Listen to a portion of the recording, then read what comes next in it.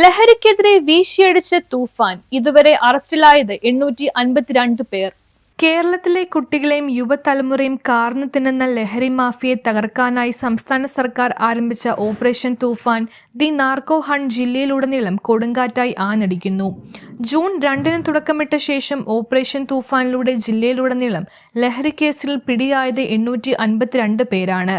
ഇതിൽ തന്നെ ഏറെയും ചെറുപ്പക്കാരും അന്തർസംസ്ഥാന തൊഴിലാളികളുമാണുള്ളത്. കൊച്ചി സിറ്റി പോലീസ് പരിധിയിലും എറണാകുളം റൂറൽ പോലീസ് പരിധിയിലും തൂഫാൻ പരിശോധനകളും നടപടികളും പുരോഗമിക്കുന്നുണ്ട്. സിറ്റിയിൽ നിന്ന് മാത്രം പിടിയിലായത് 531 പേരാണ്. ജില്ലയിൽ 780 ലഹരി കേസുകൾ രജിസ്റ്റർ ചെയ്തു. നഗരപരിധിയിൽ 492 കേസുകളും റൂറൽ മേഖലയിൽ 288 കേസുകളുമാണ് എടുത്തത്. 150 കിലോയിലേറെ കഞ്ചാവ് ഇക്കാലങ്ങളിൽ പിടികൂടി. അതിമാരകമായ MDMA മാത്രം ജില്ലയിൽ നിന്ന് 1/2 കിലോയോളം പിടികൂടുന്നുണ്ട്. സിറ്റിയിലാണ് MDMAയുടെ വിപണനം കൂടുതലായി റിപ്പോർട്ട് ചെയ്തതും. നഗരത്തിൽ 480 ഗ്രാം MDMAയും റൂറലിൽ 11 ഗ്രാം MDMAയും പിടികൂടി. റൂറലിൽ 800 ഗ്രാം ഹാഷിഷ് ഓയിലും സിറ്റിയിൽ 33.97 ഗ്രാം പിടികൂടി. കൊച്ചി നഗരത്തിൽ 1834 റെയ്ഡുകളാണ് ഇതിനകം നടത്തിയത്. News bureau, Kochi. ഇനി ആരോഗ്യമുള്ള പല്ലുകൾക്കായി ഡോക്ടർ ദിനക്സ് ഫാമിലി ഡെന്റൽ ക്ലിനിക്ക് തന്നെ ചൂസ് ചെയ്യും.